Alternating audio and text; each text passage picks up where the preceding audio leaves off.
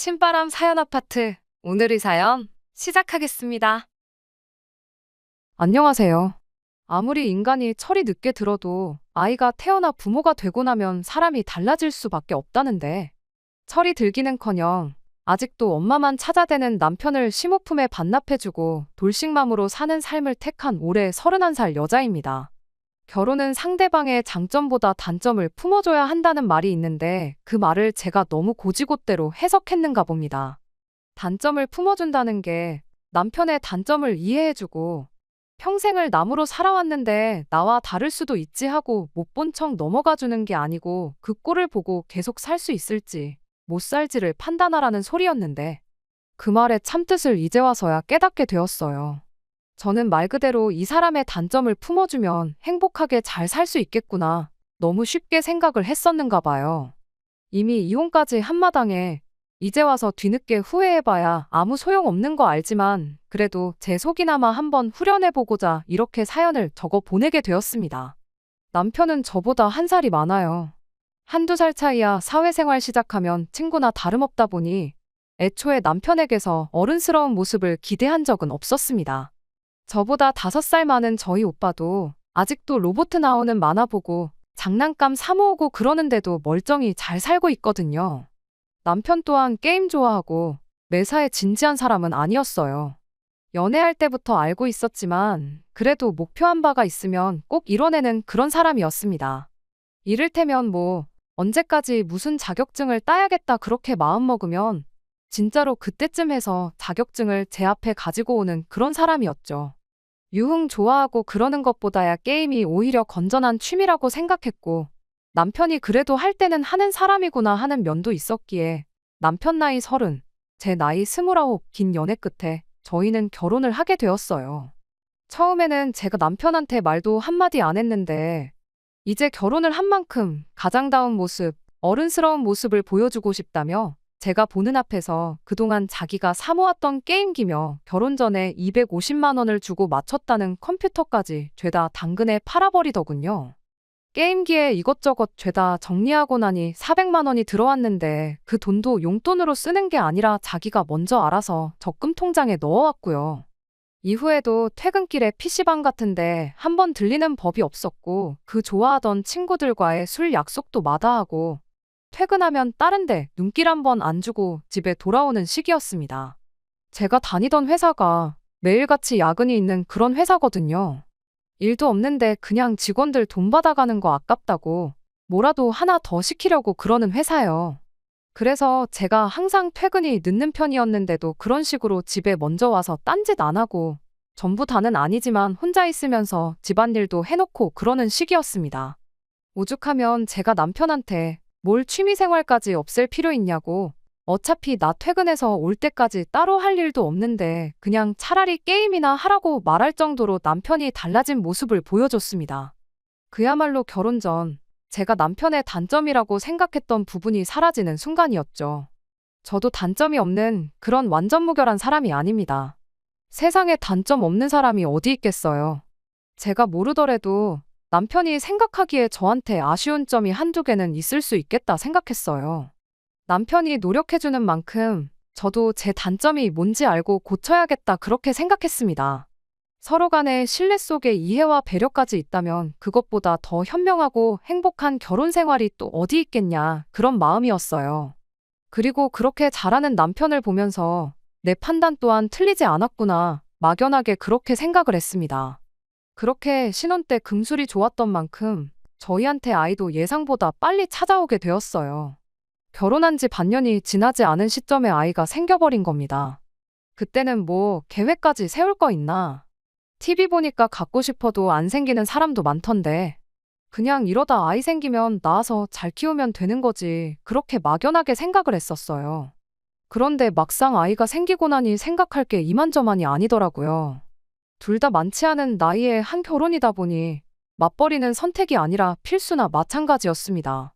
남편이 너는 몸조리나 잘하고 아이만 신경 쓰라고 자기가 투잡 쓰리잡을 뛰어서라도 가장 노릇 제대로 하겠다고 말을 하긴 했지만 솔직히 그게 현실적으로 불가능한 이야기잖아요. 퇴근하고 부업을 하거나 아르바이트를 하거나 하면서 투잡 뛰는 사람이 요즘 많다고 듣기는 했지만 반대로 저도 주변에서 예정일 전까지 출근하는 분들 많이 봤거든요. 제가 일을 못할 상황이었다면 미안한 마음에나마 남편에게 우리 집 생계를 책임져 달라고 했겠지만 제가 할 수 있는데 굳이 벌써부터 회사를 그만둘 필요까지는 없다고 생각했어요. 그렇게 저는 계속 출근을 이어갔고 그러다 언젠가 혼자서 계산기를 두들겨 본 적이 있는데 아이 태어나고 나서도 사실 집이 정상적으로 돌아가려면 결국 제가 일을 꼭 해야만 하는 상황이더라고요.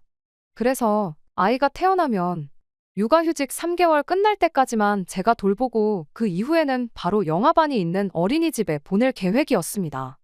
육아휴직 1년을 쓰는 방법도 있었지만 솔직히 회사가 그런데 너그러운 편이 아니고 실제로 이 회사에서 육아휴직 사용하면 평생 승진은 물 건너간 것과 마찬가지라며 버티고 버티다가 다른 회사로 이직해 나간 직장 선배분도 있었어요.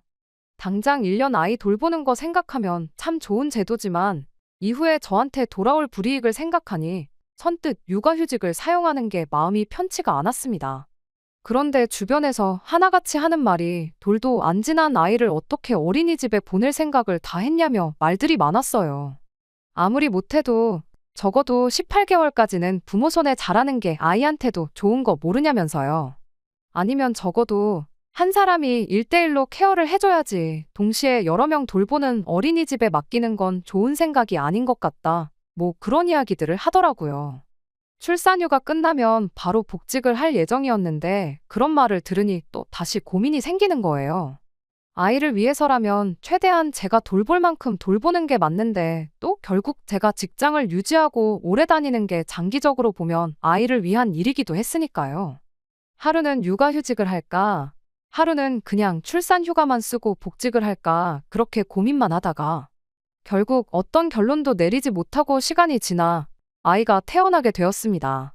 그때쯤엔 그래도 출산휴가 끝나자마자 복직을 하는 쪽으로 마음을 굳히고 있었는데 막상 아이가 태어나니까 3개월 지나서 어린이집에를 보내자니 그게 맘처럼 안 되더라고요.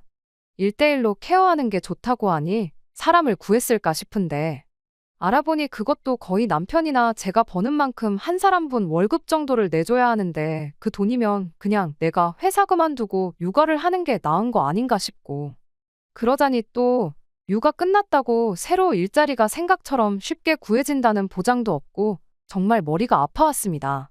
그렇게 하고 싶지는 않았지만 결국 친정어머니 손을 빌리기로 했어요. 친정집이 저희 살던 집에서 거리가 꽤 되었거든요. 그래서 그 방법은 정말 최후의 최후까지 가서 택할 생각이었는데 결국엔 그 수 말고는 답이 없었습니다. 친정어머니께서는 오며 가며 거리가 너무 멀어서 힘들겠다고 난색을 표하셨어요. 하기야 아무리 지하철이 다닌다고 한들 한 번 갈아타고도 1시간이 더 넘게 걸리는 거리거든요. 왕복으로 치면 2시간인데. 그런데 저희가 뭐 자가용이 있는 것도 아니라 출퇴근길에 오며 가며 아이를 내려주고 태우러 오고 그럴 상황도 아니었거든요. 그러다가 생각난 게 그럼 아예 친정어머니가 주중에는 우리 집에 머무시면서 아이를 봐주시면 되는 거 아닌가 그런 생각이 들었습니다. 친정어머니께서도 그렇게 하면 겸사겸사 저희 집안일도 도와주시고 남편 저녁밥도 챙겨주겠다고 좋다고 하셨어요. 말씀드렸다시피 저희 회사가 퇴근이 늦은 편이라 제가 집에 오면 항상 저녁 8시는 되었거든요. 저야 저녁 식사가 회사에서 따로 나왔다 보니 6시에 그거 먹고 일할 만큼 하다가 퇴근하는 시기였는데 그 덕에 남편은 항상 저녁을 혼자서 먹어야 했어요. 그런데 남편은 밥 혼자 먹는 건 궁상 맞아 보여서 싫다고 항상 끼니를 거르거나 아니면 간단하게 집에 오는 길에 햄버거 사가지고 와서 대충 때우는 시기였습니다. 원래도 게임하면서 먹기 편하다고 결혼 전에도 식사보다는 햄버거를 더 선호하는 편이었어요. 결혼하고 나서 가장으로서 책임감에 달라진 모습을 보여주긴 했지만 밥을 혼자 먹기 싫어하는 그 버릇만큼은 도무지 고쳐지지가 않았습니다. 암만 요즘 햄버거가 가장 가성비가 좋은 한 끼라고는 하지만 남편은 햄버거 하나만 먹으면 배가 안 부르다며 햄버거도 2개씩 사 먹고 그랬거든요. 그 덕에 매 끼니마다 10,000원에서 15,000원, 많게는 20,000원씩 나가는 게 솔직히 제 입장에선 조금 부담이 되는 건 사실이었습니다. 그렇다고 아침도 안 챙겨 먹는 인간한테 매달 햄버거 값으로 나가는 돈 2, 30만 원이 아깝다고 혼자 안 먹을 거면 차라리 밥을 굶어라 하고 할 수도 없는 노릇이었지요. 냉장고에 밑반찬이며 그런 게 없는 것도 아닌데 밥도 즉석밥 잔뜩 사다 놓았는데 그거 대충 차려서 챙겨 먹으면 참 좋으련만. 설령 끼니를 거르더라도 자기는 죽어도 혼자서는 밥을 먹지 않겠다는 그 고집을 도무지 꺾을 수 없던 게 문제였어요. 그나마 아이 태어나고 제가 출산 휴가와 육아휴직을 하는 동안은 같이 저녁 식사도 챙겨주고 그랬는데 제가 복직을 한다면 다시 원래대로 돌아올 거라는 건 안 봐도 뻔한 일이었습니다. 그런데 친정어머니께서 그런 남편 저녁까지 챙겨준다 하니 감사하기까지 할 지경이었죠. 하지만 한편으로는 마음이 쓰이기도 했어요. 저희 집에 머물게 되신다면야 오며 가며 교통비 얼마 굳기는 하겠지만 집안일도 도와주신다 하고 애까지 봐주시겠다는데 자식된 입장으로 맨입으로 그냥 넘어가기에는 도리가 아니다 싶었습니다. 하지만 그렇다고 도우미분을 고용했을 때 나가는 만큼 드릴 여력도 안 되었고요. 여력이 됐으면 친정어머니가 아니라 그냥 맘 편하게 사람을 썼을 테니까요. 그래서 제 나름대로 절충해서 그렇게 해주시면 매달 100만 원씩은 드리겠다고 했습니다. 친정어머니는 뭔 자식한테 돈을 받냐며 거절을 하셨지만 그거라도 드리지 않으면 내 마음이 너무 편하지 않을 것 같다고 저도 고집을 부려서 결국 매달 70만 원씩을 드리기로 했어요. 말이야 그 정도면 받으시겠다고 했지만 친정어머니가 그 돈을 받으셔도 언젠가 나중에 저한테 다시 돌려주실 수도 있겠다는 생각도 들었습니다. 아무튼 그렇게 친정어머니와 이야기 다 끝내고 나서 그날 퇴근해 돌아온 남편한테 이 일을 이야기했어요. 그런데 남편은 돈 얼마 드리기로 했다는 이야기도 꺼내기 전에 아주 질색을 하면서 장모님하고 같이 살라는 게 무슨 소리냐고 절대로 그러기 싫다고 고집을 부리더라고요. 자기 퇴근하고 나서 제가 퇴근할 때까지 거의 2~3시간 차이가 나는데 친정어머니 그러니까 장모님하고 어떻게 단 둘이 있겠냐는 겁니다. 왜냐고 물었더니 저보고 입장 바꿔 한번 생각해 보래요. 너는 우리 엄마랑 단둘이 2시간 집에서 있으라고 하면 있을 수 있겠냐면서. 일단 불편한 게 첫 번째 이유고 그것도 모자라 내 밥까지 챙겨주신다는데 그건 부담스러워서 싫다는 겁니다. 어떤 게 문제인지 이해는 갔지만 달리 뾰족한 수도 없으면서 전후 사정은 생각도 안 하고 무작정 싫다고만 하니 아주 답도 안 나왔어요. 끝까지 못하겠다고 하니 그럼 달리 방법도 없고 그럼 같은 조건으로 시어머니한테 한번 부탁을 해보자 하고 말을 꺼냈습니다. 장모님이라면 불편하겠지만 남편도 자기 어머니인 시어머니가 그렇게 해주면 불편할 것도 없고 괜찮을 거 아니겠나 싶었거든요. 그런데 남편이 대번에 우리 엄마가 잘도 그렇게 해주시겠다며 절대 그런 거 해주실 위인이 아니니 물어볼 생각도 말라고 헛물 켜지 말고 꿈 깨라는 식으로 말을 하더군요. 당장 자기 대학교 들어가자마자 대학생이면 성인이니 네 앞가림은 스스로 하라고 한마디 하고는 그때부터 자식인 남편 밥도 제대로 안 챙겨주셨던 분이셨대요. 자기가 햄버거를 좋아하게 된 것도 그 때문이랍니다. 그럼 혼자 밥 먹는 게 익숙한 거 아니냐 했더니 그때 그렇게 혼자서 밥 먹는 게 싫어서 혼자 먹을 때는 무조건 햄버거만 먹게 되었다나요. 아무튼 안 그래도 시어머니가 작년부터 해서 골프에 취미까지 붙여가지고 시간 나면 평일이고 주말이고 스크린 치러 다닌다고 시아버지 밥도 잘 안 챙겨주신답니다. 아버지도 안 챙기는데 잘도 우리 애를 봐주시겠다고 하겠다며 말을 딱 잘라버리는데 그 반응을 보자마자 솔직히 실망스러운 마음이 가장 컸던 것 같아요. 애를 뭐 저 혼자 키우는 것도 아닌데 이런 고민을 왜 나 혼자 하나 싶고 거절당할 거 이미 알고 있더라도 한번 물어는 봐볼 수 있는 거 아니겠나요? 시도도 안 해보고 그냥 우리 엄마는 안 해줄 걸 하고 그렇게 잘라버리는 그 태도에 실망이 이만저만이 아니었습니다. 결국 그렇게 상황은 도로 원점이 되고 말았네요. 그렇게 다시 처음부터 고민을 하던 중 차라리 이참에 새 직장을 알아보는 것도 낫겠다 싶었어요. 월급을 딱히 다른 데보다 많이 챙겨주는 것도 아니고 직원들 돈 주는 게 아까워서 뽕을 뽑아야겠다고 의미도 없는 야근을 매일같이 시켜대는 그런 회사. 이참에 그냥 과감하게 때려치우고 애 키우면서 동시에 취직 준비도 같이 해가지고 아이 어린이집 보낼 나이쯤 되면 새 직장을 알아볼까 하는 그런 생각이었습니다. 그럼 그때는 최소 아이가 18개월은 넘었을 때일 테니 남들 보내듯 어린이집을 보내도 되겠구나 싶었거든요. 나름 고민을 해서 이야기를 했는데 남편이 그럴 거면 일단 지금 다니는 회사에 육아휴직 신청을 해서 받아먹을 수 있는 거 다 타먹고 복직한 다음에 바로 퇴사를 하라고 하더라고요. 꼼수 같기는 하지만 어차피 회사도 나라에서 보조금이 나오니까 손해보는 거 없는 거라고 남들도 다들 그렇게 하고 있고 불이익도 없다더라면서요. 설령 진짜로 아무 불이익이 없을지라도 저는 개인적으로 그게 마음에 걸리더라고요. 육아휴직 다 쓰고 복직해서 돌아오자마자 퇴사한 기록을 남기는 게 솔직히 새 직장을 구할 때 문제가 된다면 될 수도 있겠다 싶어서 내키지가 않았어요. 그럼 또 남편이 그렇게 싫으면 네 발로 관두지 말고 회사에 잘라달라고 하라는 겁니다. 그럼 실업급여 신청 자격이 된다고요. 그런데 그 또한 내키지가 않았어요. 복지제도라고 하지만 솔직히 남편이 말한 방식대로 하면 편법이나 마찬가지잖아요. 회사에서 이제 막 출산휴가 복귀한 저를 잘라달라고 해서 잘라줄지도 의문이었고, 잘리면 또 잘린 대로 그 기록이 같은 이유로 새 직장 구할 때 불이익이 되지는 않을까 하는 생각에 그것마저 싫다고 했습니다.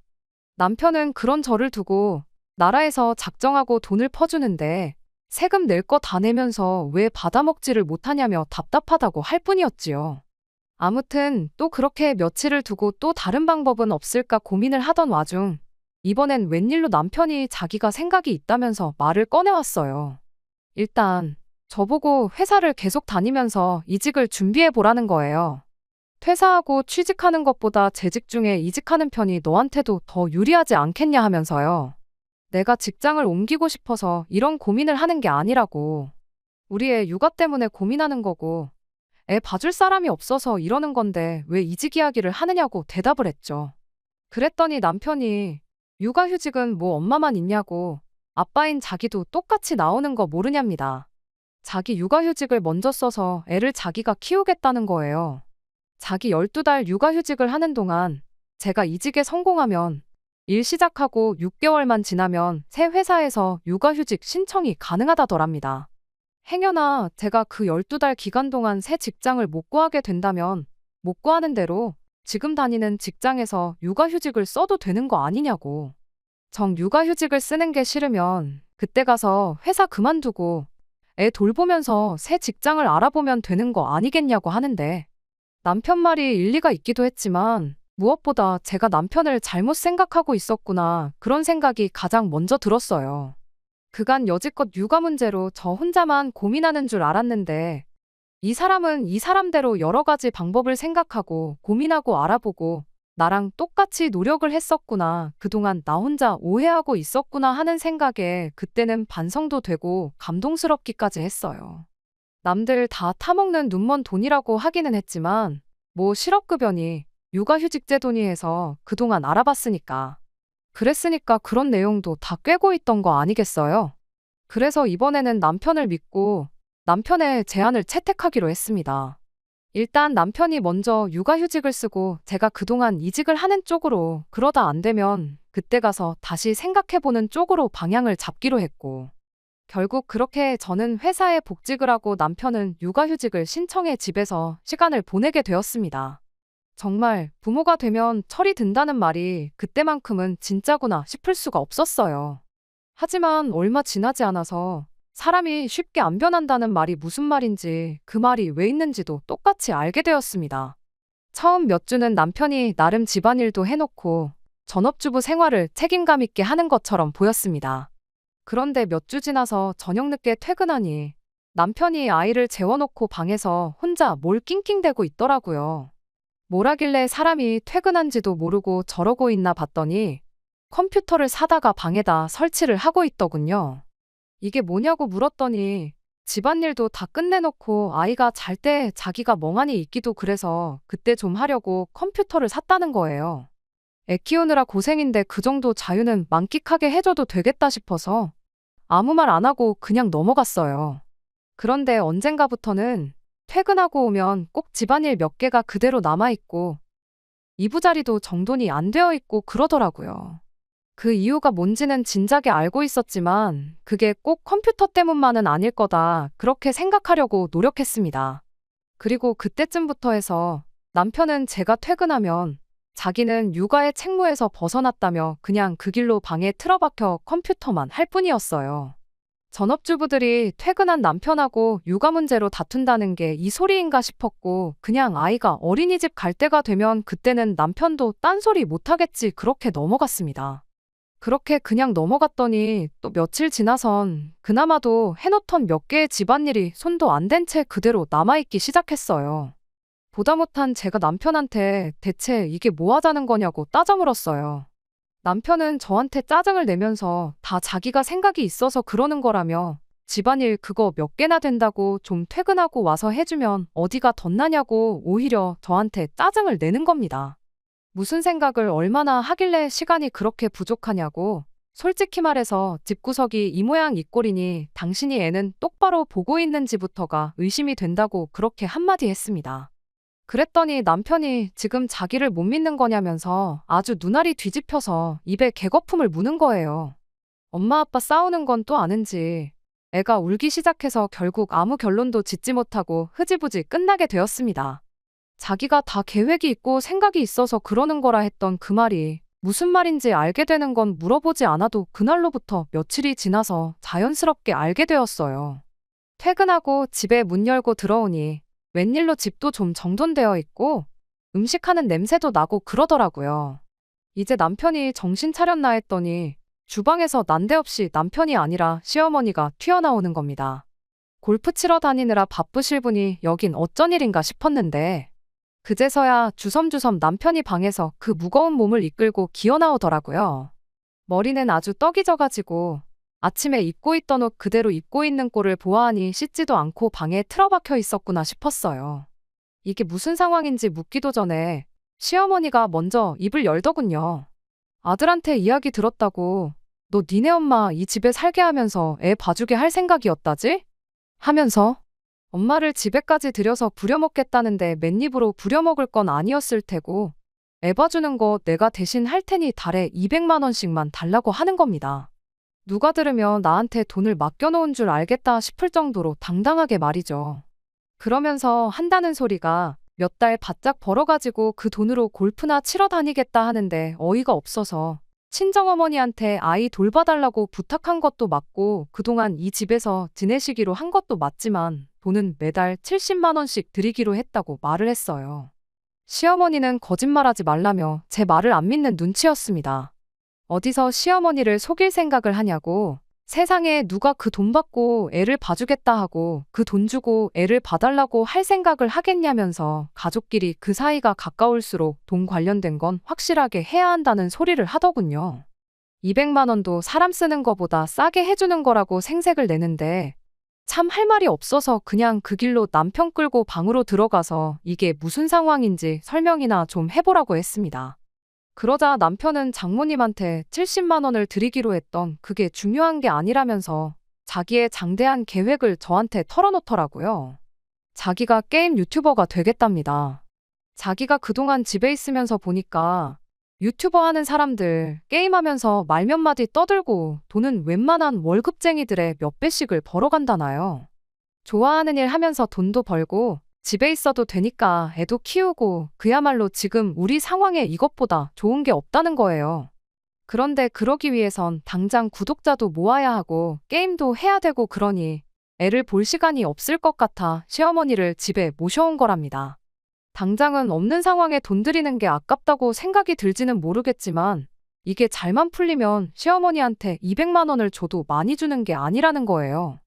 어이가 없어서 네가 뭐 프로게이머들처럼 게임을 남들보다 월등히 잘하는 것도 아니고 그렇다고 방송하는 사람들처럼 입담이 좋은 것도 아닌데 잘도 누가 네 방송을 보겠다고 쓸데없는 소리 하지 말라고 했습니다. 그랬더니 남편이 지금이 아니면 기회가 없다고 하는 거예요. 자기가 육아휴직 알아보면서 알게 된 건데 원래 여자들은 육아휴직 풀로 땡겨서 퇴직금까지 조금 더 받고 복귀하자마자 퇴사하는 게 정석이고 남자들은 육아휴직 내고 그동안 딴 일 할 걸 알아보는 게 정석이라나요. 남들도 다 육아휴직하면서 이직 준비하고 사업 준비하고 그러는데 따지고 보면 자기도 자기만의 사업을 준비하는 거라 마찬가지라는 겁니다. 자기도 무조건 유튜버가 된다고 해서 잘 되는 게 아니라는 걸 안다고 그래도 혹시 모르지 않냐면서 이번 기회에 한번 해보는 거라고. 안 되면 육아휴직 끝나고 복직하면 되는 거다. 돌아갈 직장이 있는데 무슨 걱정이냐고 헛소리를 떠드는데 100번 양보해서 그건 그렇다 쳐도 이런 일을 나랑 한마디 상의도 없이 정한 것도 그 와중에 시어머니를 집에까지 모시고 온 것도 좀 아니지 않냐고 물었어요. 우리 형편에 매달 200씩 드리는 게 감당이나 되겠냐고. 친정어머니가 해주시기로 했던 대로 다시 70만 원으로 한번 부탁드려 보라고. 그리고 2달의 시간을 줄 테니 그 2달 내로 유튜버가 되던 방송을 하던 단돈 10원이라도 벌어오지 못하면 그 길로 그만두고 시어머니도 돌려보내고 약속한 대로 육아에 전념해달라고 그렇게 이야기했습니다. 그런데 남편이 저한테 괜히 울 엄마한테 200만 원씩 주자니 아까워서 거짓말하는 거 누가 모를 줄 아냐고. 저보고 치사하게 굴지 말라더라고요. 어이가 없어서 그럼 시어머니 말고 다시 친정어머니한테 부탁드려야겠다고 했습니다. 그랬더니 그때랑 지금이랑 또 상황이 다르지 않냐면서 그건 죽어도 싫다는 거 아니겠어요? 그때야 자기가 출근을 했으니 장모님하고 마주쳐봐야 하루 몇 시간이었는데 이제는 하루 종일 같이 있어야 되는 거 아니냐는 거예요. 결국엔 또 친정어머니가 불편해서 싫다는 소리였죠. 나도 시어머니가 불편해서 싫은데 돈까지 더 드려야 한다니 그건 더 싫다고 단호하게 한마디 했어요. 무엇보다 당신이 애 키우겠다고 해서 내가 복직하고 당신이 육아휴직을 냈던 거 아니냐고 계속 그렇게 싫다고만 할 거면 유튜버고 나발이고 하지 말고 그냥 하기로 했던 대로 집에서 애나 똑바로 보라고 했습니다. 그런데 저희 대화 내용을 시어머니가 방문에 귀를 대고 다 듣고 있었나 봐요. 벼랑간 시어머니가 문을 벌컥 열고 들어오더니 너는 마누라가 돼서 남편이 하겠다는데 무조건 안 된다고만 하고 있냐고 저한테 버럭 언성을 높이더라고요. 내조라는 말도 못 들어봤냐고. 열심히 해보라고 응원은 못 해줄 망정. 이제 시작하는 애한테 무조건 안 된다고만 하고 있느냐고 하면서요. 그래서 제가 시어머니한테 한마디 했어요. 이 사람이 집에서 애 키우고 돈은 내가 나가서 벌어오는데 내조는 무슨 내조냐고. 이 사람이 쓸데없이 집안 재산지 엄마한테 퍼줄 생각 안 하고 얌전히 애나 보는 게 진짜 내조 아니겠냐고 그렇게 한마디 했어요.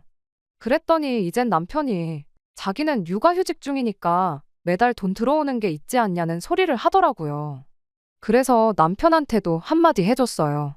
그러니까 그 돈을 지금 네 엄마한테 다 준다고 하는 거지 않냐고. 그럼 월 수입이 없는 건데 내가 쓸데없는 걸로 스트레스 안 받게 더더욱 내조를 해야 하는 거 아니냐고 했죠. 그랬더니 아무 말대꾸도 못하고 가만히 있더라고요. 말문이 막힌 아들 모습이 안타까웠는지 시어머니가 그럼 돈을 안 받고 애를 봐주겠다는 말을 꺼내왔어요. 당신은 당신 아들의 성공에 확신이 있다며 그러니까 나중에 아들이 성공해서 돈 벌어오면 그때 이자까지 포함해서 10달치 애 봐준 돈 3천만 원을 받아가시겠답니다. 그 와중에 10달치 이자로 1천만 원을 더 가져가겠다고 계산한 게 참 대단했어요. 어차피 저는 남편이 안 될 거라는데 확신이 있었다 보니 그렇게 하자고 했죠. 2천만 원에 1천만 원이라니 터무니없는 계산이긴 했지만 말인즉슨 남편이 그 돈을 못 벌면 땡전 한 푼 안 받고 애를 봐주는 거나 마찬가지였으니까요. 그냥 제 생각대로 한두 달 해보다가 자기도 안 되는 거 알면 포기하겠지 그런 생각이었습니다. 시어머니까지 해서 대판 싸우기는 했어도 당장 이혼까지는 생각 안 했어요. 부부싸움 한 번 했다고 해서 이혼하면 세상에 남아있는 부부가 몇이나 되겠나 싶었고 시간 지나면 좀 해결이 되겠거니 그런 생각이었는데 그런데 그게 아니라 시간이 지나니 상황이 더 악화가 되었거든요. 결국 이혼이라는 마지막 방법을 택할 수밖에 없었습니다. 시어머니가 제가 꼴 보기 싫었던 건지 뭔지는 모르지만 항상 제가 퇴근할 때쯤엔 알아서 먼저 집에 돌아가곤 했어요. 몇 시까지 계셨는지는 모르지만 남편 말에 의하면 저 오기 직전까지 계셨다고 하고 저 돌아올 때쯤엔 남편도 게임 안 하고 아이를 돌보고 있었으니 문제될 건 없다고 생각했습니다. 그러다가 제 사소한 실수 때문에 모든 진실을 알게 되었어요. 전날에 야근까지 하고도 다 끝내지 못해 집에서 마무리한 회의 자료를 만들어 놓은 게 있는데 그걸 담아놓은 USB를 헷갈려서 다른 걸 가지고 왔더라고요. 그래도 회의까지 시간이 많이 남은 시점에 그 사실을 알게 된 게 천만다행이었지요.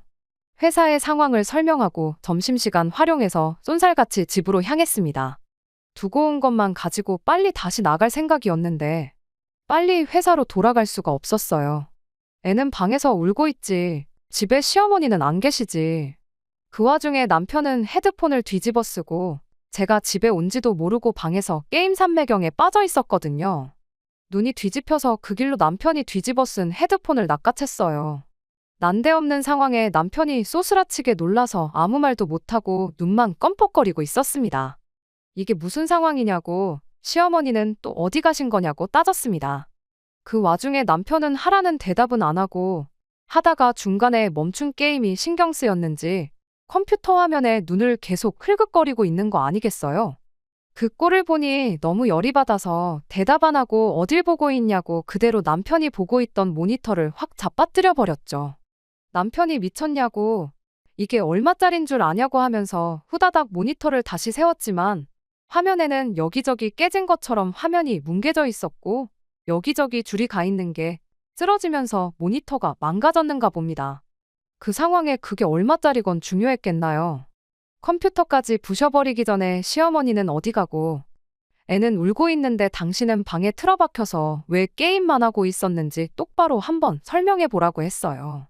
남편도 제가 보통 열이 받은 게 아니란 걸 알았는지 엄마 요 앞에 볼 일 있어서 잠깐 나간 거라고 금방 오실 거라고 하더라고요.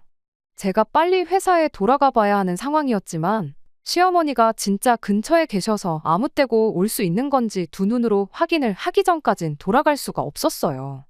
남편 시켜서 시어머니한테 전화를 몇 번 걸었지만 시어머니는 전화를 받지 않았고요. 시어머니한테서 전화가 다시 걸려온 건 그로부터 1시간이 더 지나서였습니다. 남편이 제가 집에 와 있다는 사실도 말하기 전에 시어머니가 먼저 남편한테 이렇게 말했어요. 오늘 게임이 너무 잘 돼서 돈 따가지고 오는 길이라고 아들 점심으로 뭐 먹고 싶으냐고요.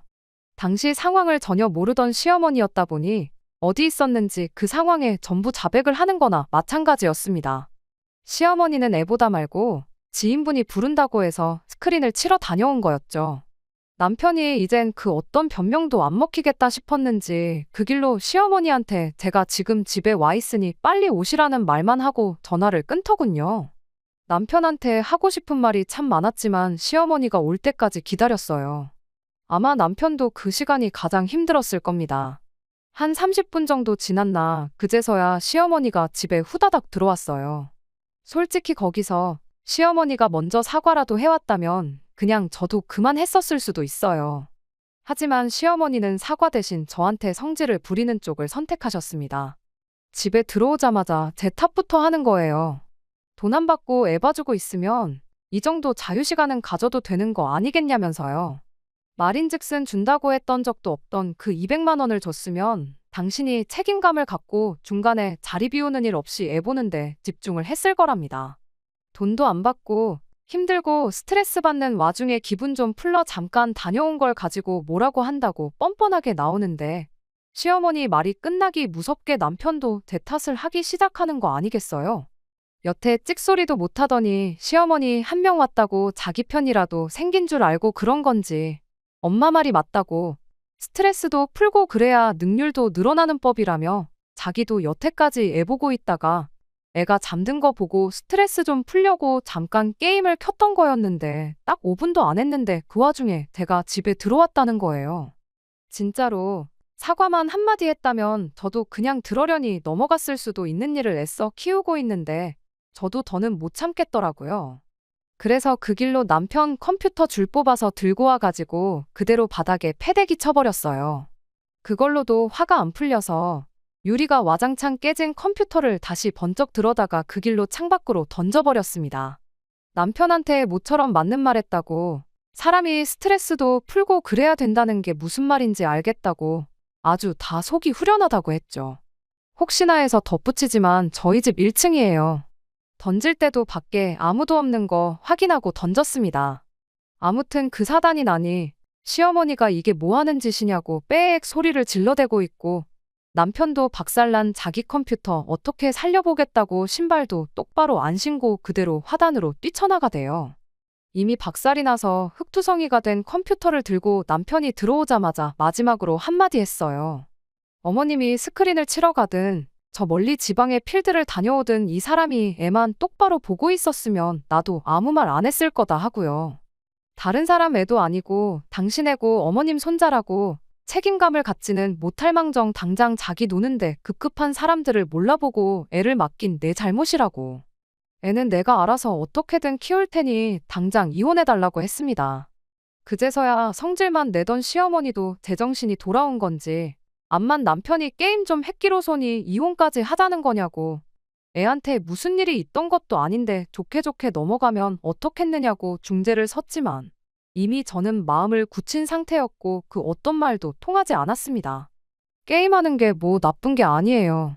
말씀드렸다시피 쓸데없는데 돈 쓰고 밖에서 도는 것보다 훨씬 건전하고 좋은 취미라고 생각하는 사람입니다.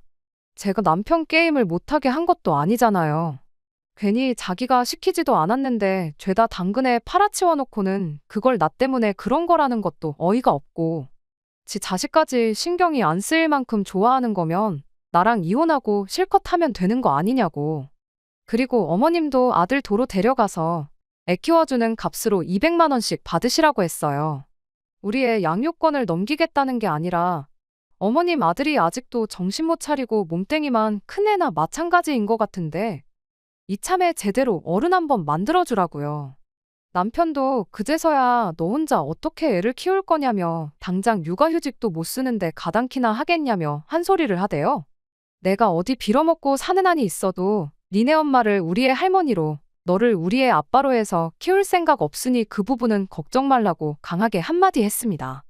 그리고 그냥 그 길로 회사에 전화해서 상황 설명하고 회의 자료는 이메일로 보내줄 테니 알아서 하라 말하고 짐 챙겨서 애 데리고 친정으로 향했어요. 딱히 저를 붙잡지도 않는 걸로 봐서 저러다 화 풀리면 말겠지 그렇게 생각을 했는가 본데 덕분에 이혼하는 게 어렵지도 않았습니다. 그 와중에도 남편은 유튜버의 꿈을 접고 싶지 않았는지 망가진 컴퓨터 고쳐다가 육아휴직 남은 기간 꽉꽉 채워서 남은 8개월을 전부 게임하는데 쏟아부었나 봐요. 그리고 얼마 전 복직해서 회사 나가고 있다는 소식을 들었습니다. 그 꼴을 보니 정말 제가 사람 잘못 본 건 한참 잘못 본 거지만 이혼하길 참 잘했다는 생각밖에 안 들었네요. 지금 와서 생각해보면 아마 자기도 저렇게 자제 못하고 저러는 걸 알아서 어떻게 한번 고쳐보겠다고 결혼하자마자 컴퓨터며 게임기며 다 팔아버렸던 건지도 모르겠어요. 저는 그것도 모르고 그걸 이 사람이 할 때는 하는 사람이구나 하고 착각했던 거고요. 그냥 궁금해서 얼마 전에 남편이 회사까지 그만둘 결심으로 시작했다는 남편 유튜브에 들어가 봤어요. 구독자가 12명 있더라고요. 보나마나 그 12명 중 2명은 시어머니랑 시아버지겠구나 싶었습니다. 그 와중에 자기도 처음부터 안 될 거란 걸 알았는지 영상도 몇 개 올리고 말았더라고요. 영상마다 시어머니가 우리 아들 화이팅 하고 써놓은 댓글들을 보니 참, 저 시어머니가 아들 식사는 안 챙겨줬을지라도 자식 사람만큼은 대단하신 분이다 싶었네요. 그리고 그 사랑하는 아들, 엄마 품에 돌려줬으니 아마 저를 원망하는 게 아니라 고마워하지 않겠나 그런 생각이 들어요. 아이는 친정에 맡기고 일을 하려고 했는데 저도 막상 친정어머니한테 고작 70만 원 드리고 애 봐달라고 부탁하자니 마음이 그래서 그냥 죽이 되든 밥이 되든 제가 키우기로 결심을 했어요. 회사는 남편과 이혼하자마자 그만뒀어요. 밤 8시까지 일해야 하면 아이 어린이집 보낼 때가 돼도 친정어머니 도움이 필요할 것 같아서 일단 죽이 되든 밥이 되든 혼자 힘으로 아이 키우면서 새 직장도 알아보려고요. 힘든 길이 되겠지만 제가 선택한 길이니 후회 없게 열심히 살아볼 생각입니다. 끝까지 들어주셔서 감사합니다. 오늘의 사연은 여기까지입니다. 구독과 좋아요, 알람 설정 부탁드리고 더 좋은 사연으로 다시 찾아뵙겠습니다. 감사합니다.